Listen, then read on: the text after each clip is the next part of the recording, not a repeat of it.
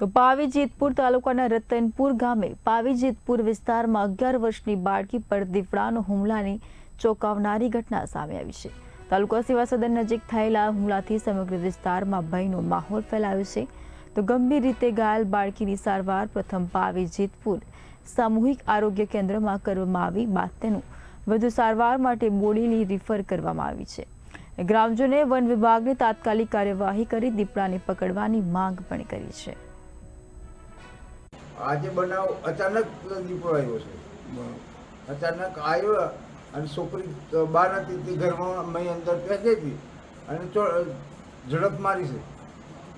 ઝડપ મારતા ના હાથે પાડી બૂમ એટલે છોડીને નાઠો છે। બરોબર, તમે કઈ લાવ્યા હમણાં? હે, જેતપુર દવાખાને લાવ્યા? કઈ લાવ્યા એમ? જેતપુર દવાખાને લાવ્યા। શું કે ડૉક્ટર શું કે? ડૉક્ટરો શું કે એવું કરવા કે છોકરીને સોજા છે અંદર એમ, એટલે સોજાને એક્સ